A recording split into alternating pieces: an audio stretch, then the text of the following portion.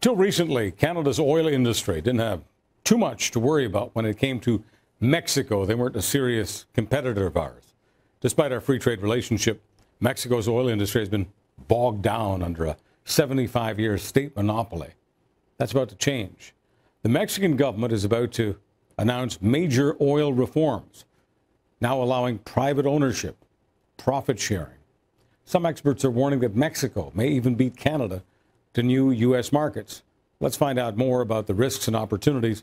Me and Lee, professor at the Sprott School of Business. Okay, Ian, for the last couple of years, we've been talking about this need to find ways of getting product from the oil sands down to the Gulf of Mexico. Did I say Mexico?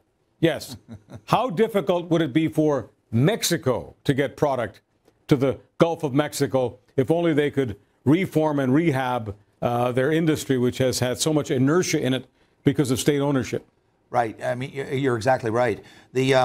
I don't see Mexico as a threat for two separate reasons. One, I'm not sure they're going to be able to successfully achieve these reforms because there's an awful lot of inertia in those state-owned enterprises and a lot of resistance.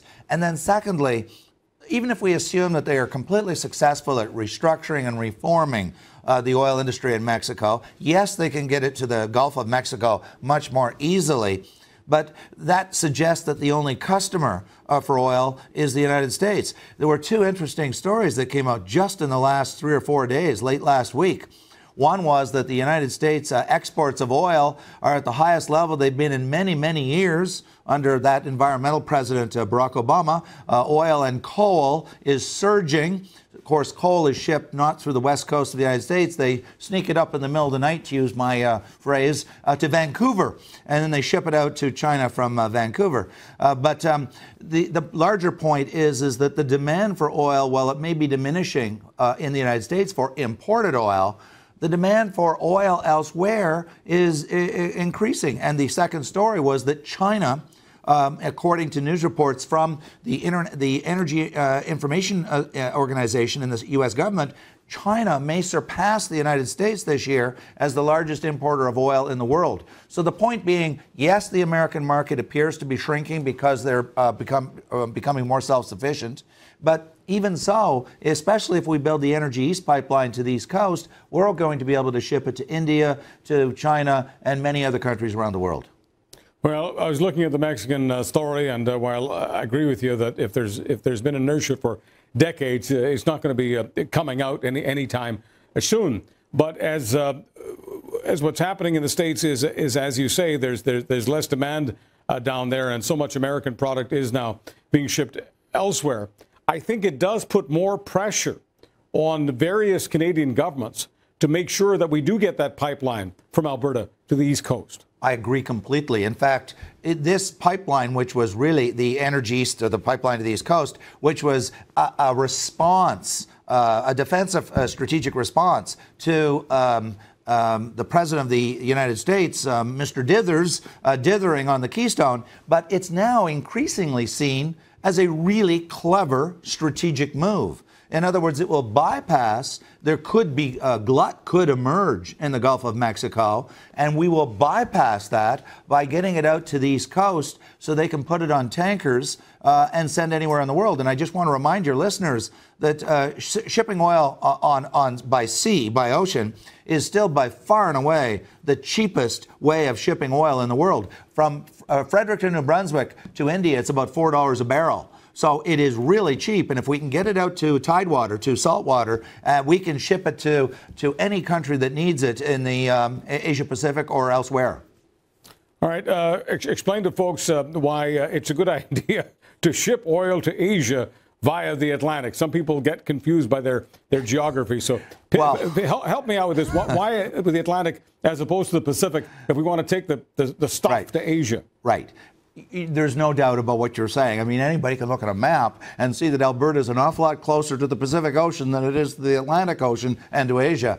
But this is really, you could say that the pipeline, which we do not yet know is going to go through to BC. I still think it will, because I think the Premier Christy Clark, has set down 5 conditions that can be met. and it would be far more efficacious, far more efficient to build the pipeline to the Pacific coast and ship it over to Asia. So that would be our preferred route. Our second preferred route, I think, increasingly, is the pipeline to the East Coast. Well, the Keystone is increasingly looking like option C, not option A or B. It's just fascinating to me. I'm just speaking as a Canadian here, ordinary Canadian. It's fascinating to me that it's easier to negotiate with foreign countries than it is with provincial governments on this energy thing. It's one of the great problems in our country that we have freer trade agreements with other countries such as the United States and Mexico and NAFTA than we do interprovincially. The interprovincial barriers to trade, and it's not just oil. You know, here in Ontario, it is very difficult to get wine from British Columbia. And the provinces put up these barriers to prevent migration of goods or services or people from one province to another. And these barriers hurt our economy and they hurt all Canadians, which is why we should try real free trade inside Canada. It would be a great idea if we ever did it one day.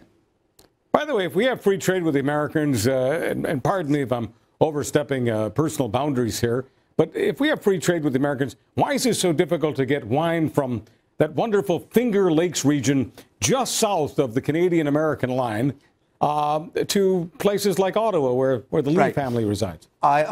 You just hit the nail on the head. I came back from the Finger Lakes from a wonderful 4-day holiday, and they make some excellent wine in the Finger Lakes, by the way. There's over, I think, 100 vineyards on those 4 or 5 lakes. It's only about 4 hours from Ottawa, but I made the mistake about 3 years ago of bringing back a case, and of course I declared it at the border, and the duties and the tax on the wine was larger than the amount I had paid for the wine in the Finger Lakes. And so as a consequence, we really put these very stiff barriers at the border on wine, which makes it very difficult to bring it back. And we should be facilitating and fostering freer trade, not putting barriers in front of it.